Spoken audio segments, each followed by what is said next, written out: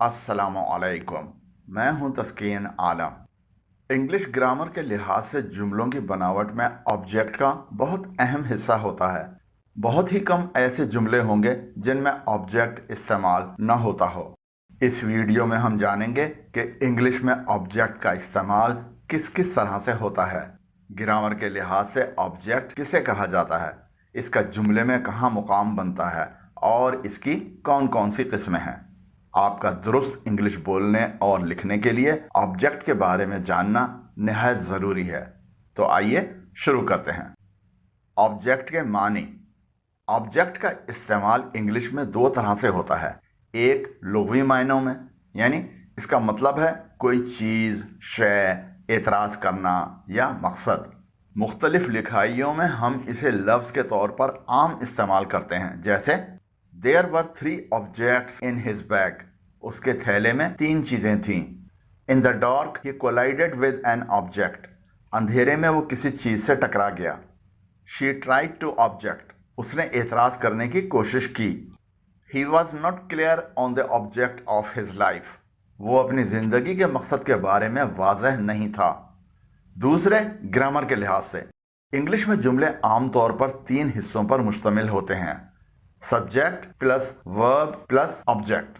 English में किसी जुमले के वो अल्फाज जिन पर सब्जेक्ट काम करता है और वो एक्शन वसूल करते हैं, उस जुमले के ऑब्जेक्ट कहलाते हैं। इस पर हम अभी तफसील से रोशनी डालेंगे। Definition of object. An object is a noun or pronoun that is acted upon by a verb or a preposition. जुमले में ऐसे अल्फाज जो नाउन या प्रोनाउन होते हैं, जो किसी वर्ब या प्रीपोजिशन का एक्शन वसूल करते हैं, जुमले का ऑब्जेक्ट कहलाते हैं। ये मिसालें देखें। Aslam is reading a book. Aslam एक किताब पढ़ रहा है। इस जुमले में पढ़ने का काम हो रहा है। एक्शन कौन वसूल कर रहा है? बुक। यही इस जुमले का ऑब्जेक्ट है। Khalid place cricket and football. Khalid cricket और फुटबॉल खेलता है। इस जुमले में खेलने का काम हो रहा है। क्या खेला जा रहा है? क्रिकेट और फुटबॉल। ये दोनों इस जुमले के ऑब्जेक्ट्स हैं। She wrote a letter with a pencil. उसने पेंसिल से खत लिखा। इस जुमले में लिखने का काम हो रहा है। क्या लिखा जा रहा है? लेटर। वर्ब लेटर पर काम कर रहा है। यह इस जुमले का ऑब्जेक्ट है। इस जुमले का एक और ऑब्जेक्ट भी है जिस पर प्रीपोजिशन विद काम कर रहा है। लेटर पेंसिल के साथ लिखा जा रहा है। पेंसिल भी इस जुमले का ऑब्जेक्ट है। I am flying to Germany this evening. मैं आज शाम जर्मनी के लिए परवाज कर रहा हूं। इस जुमले में फ्लाइंग का काम हो रहा है। वर्ब का एक्शन कौन वसूल कर रहा है? जर्मनी। यही इस जुमले का ऑब्जेक्ट है। The car collided with a rock. गाड़ी एक चट्टान से टकरा गई। इस जुमले में टकराने का काम हो रहा है। एक्शन कौन वसूल कर रहा है? रॉक। ये इस जुमले का ऑब्जेक्ट है। ऑब्जेक्ट्स के बारे में अहम बातें। इंग्लिश के हर सेंटेंस में ऑब्जेक्ट नहीं होता। वर्ब के बाद में आने वाले तमाम नाउन्स या प्रोनाउंस लाजमी तौर पर ऑब्जेक्ट नहीं होते। जिन जुमलों में वर्ब कोई एक्शन जाहिर करते हैं, सिर्फ उन जुमलों में वर्ब का एक्शन वसूल करने वाले नाउन या प्रोनाउन ही ऑब्जेक्ट होते हैं, जैसा कि अभी तक दिखाई जाने वाली मिसालों से जाहिर है। जिन जुमलों में वर्ब कोई एक्शन जाहिर नहीं करते बल्कि सब्जेक्ट की हालत, कैफियत या सब्जेक्ट के बारे में मजीद मालूमात फराहम करते हैं, तो वर्ब के बाद आने वाले नाउन्स या प्रोनाउंस ऑब्जेक्ट नहीं होते बल्कि सब्जेक्ट कॉम्प्लीमेंट होते हैं। ये मिसालें देखें। Mansoor is a tall boy. Mansoor एक लंबा लड़का है। इस जुमले में वर्ब के बाद आने वाले अल्फाज ऑब्जेक्ट नहीं हैं, क्योंकि ये कोई वर्ब का एक्शन वसूल नहीं कर रहे हैं। ये सब्जेक्ट के बारे में मजीद मालूमात दे रहे हैं। ये सब्जेक्ट कॉम्प्लीमेंट हैं। It is very dark now. अब बहुत तारीकी है। इस जुमले में वर्ब के बाद में आने वाला नाउन डार्क वर्ब का कोई एक्शन वसूल नहीं कर रहा बल्कि इस वक्त दिन की कैफियत बयान कर रहा है। ये ऑब्जेक्ट नहीं है।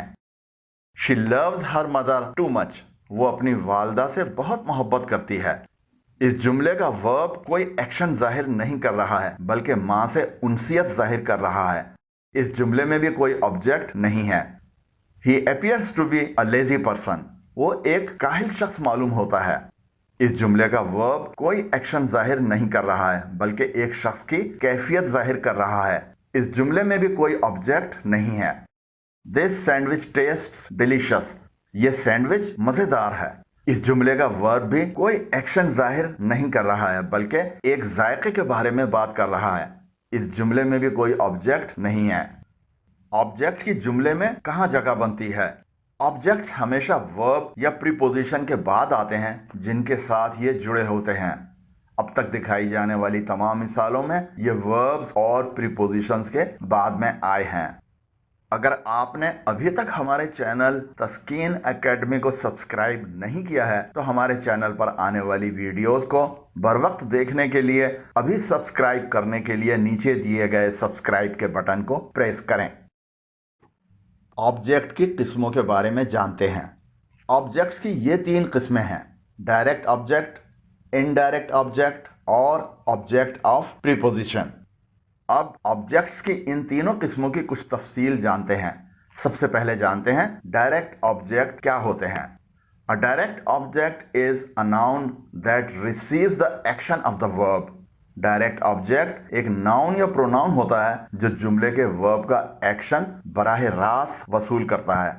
डायरेक्ट ऑब्जेक्ट और इनडायरेक्ट ऑब्जेक्ट का सवाल जब पैदा होता है जब जुमले में एक से ज्यादा ऑब्जेक्ट्स होते हैं। अगर जुमले में एक ही ऑब्जेक्ट हो तो वही उसका ऑब्जेक्ट है और वही उसका डायरेक्ट ऑब्जेक्ट है। अगर जुमले के डायरेक्ट ऑब्जेक्ट को ढूंढने में दुश्वारी हो तो जुमले के वर्ब से पूछें व्हाट या whom। जो जवाब मिले वो उस जुमले का डायरेक्ट ऑब्जेक्ट है। Indirect object. The indirect object is the recipient और बेनिफिशियरी ऑफ द एक्शन।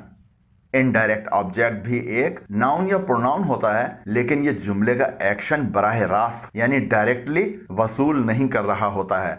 ये वर्ब को वसूल कर रहा होता है या उसका फायदा उठा रहा होता है। अगर जुमले के इनडायरेक्ट ऑब्जेक्ट को ढूंढने में दुश्वारी हो तो पहले जुमले का वर्ब और डायरेक्ट ऑब्जेक्ट मालूम करें और फिर सवाल करें टू whom या फॉर whom। जो जवाब मिले वो उस जुमले का इनडायरेक्ट ऑब्जेक्ट है। कुछ मिसालें देखते हैं जिनसे दोनों का फर्क वाज़ह हो जाएगा।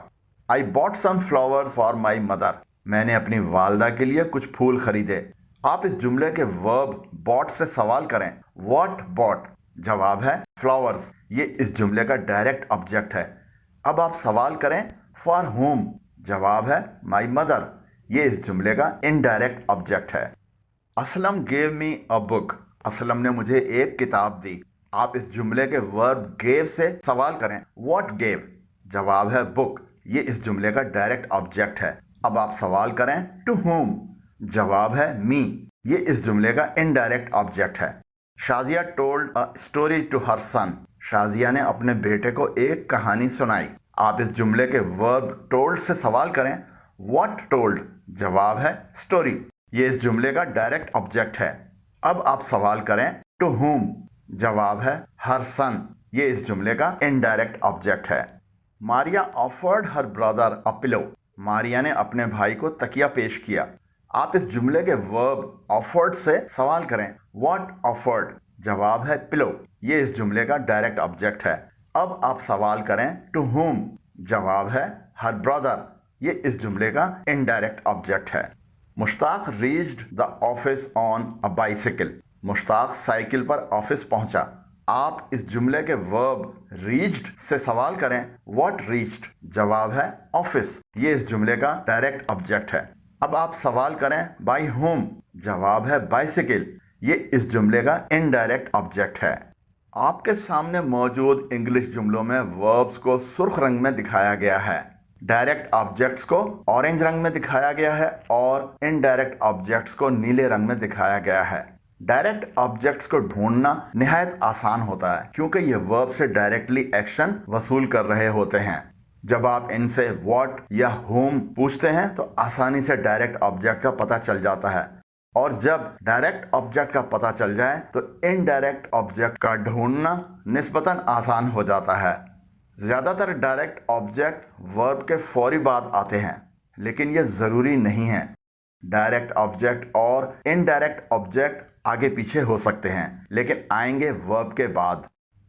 اب دیکھتے ہیں آبجیکٹ آف پریپوزیشن کیا ہوتا ہے۔ آبجیکٹس noun اور pronoun that are affected by a preposition are called object of preposition۔ ایسے noun یا pronoun جو کسی preposition سے جڑے ہوتے ہیں object of preposition کہلاتے ہیں۔ یہ مثالیں دیکھیں۔ cook without salt، نمک کے بغیر پکائیں۔ اس جملے کا object salt preposition with out کے ساتھ آیا ہے، اس لیے یہ ایک آبجیکٹ آف پریپوزیشن ہے۔ ریاض لیوز نیئر صدر، ریاض صدر کے قریب رہتا ہے۔ اس جملے کا آبجیکٹ صدر پریپوزیشن نیئر کے بعد آیا ہے، اس لیے یہ ایک آبجیکٹ آف پریپوزیشن ہے۔ I put the book on the table، میں نے کتاب میز پر رکھی۔ اس جملے کا آبجیکٹ ٹیبل پریپوزیشن آن کے ساتھ آیا ہے، یہ ایک آبجیکٹ آف پریپوزیشن ہے۔ A concert was held for charity، خیرات کے لیے کنسرٹ کا انعقاد کیا گیا۔ اس جملے کا آبجیکٹ چیریٹی پریپوزیشن فار کے ساتھ آیا ہے، اس لیے یہ ایک آبجیکٹ آف پریپوزیشن ہے۔ She wrote a poem about flood victims، اس نے سیلاب زدگان کے بارے میں ایک نظم لکھی۔ اس جملے کا آبجیکٹ فلڈ پریپوزیشن اباؤٹ کے ساتھ آیا ہے، یہ ایک آبجیکٹ آف پریپوزیشن ہے۔ آپ کے سامنے موجود ان مثالوں میں پریپوزیشنز کو اورنج کلر میں دکھایا گیا ہے اور آبجیکٹس آف پریپوزیشن کو نیلے رنگ میں دکھایا گیا ہے۔ اس کے ساتھ ہی ہمارے اس لیسن کا اختتام ہوتا ہے۔ بجا طور پر امید کی جا سکتی ہے کہ آبجیکٹس اور اس کی قسموں کے بارے میں آپ کی معلومات میں خاطر خواہ اضافہ ہوا ہوگا۔ اگر ویڈیو پسند آئی ہو تو نیچے دیے گئے لائک کے آئیکن کو پریس کریں، اور اگر ابھی تک ہمارے چینل تسکین اکیڈمی کو سبسکرائب نہیں کیا ہے تو ابھی سبسکرائب کرنے کے لیے نیچے دیے گئے سبسکرائب کے بٹن کو پریس کریں۔ سینٹینسز کی فارمیشن اور ان کے مختلف حصوں کے بارے میں ہمارے اس چینل پر ہماری سینٹینسز فارمیشن والی پلے لسٹ پر اور ویڈیوز بھی موجود ہیں جن سے آپ استفادہ کر سکتے ہیں۔ ویڈیو کیسی لگی کمنٹ ضرور کریں، آپ کی رائے اور تجاویز کا انتظار رہے گا۔ اللہ حافظ۔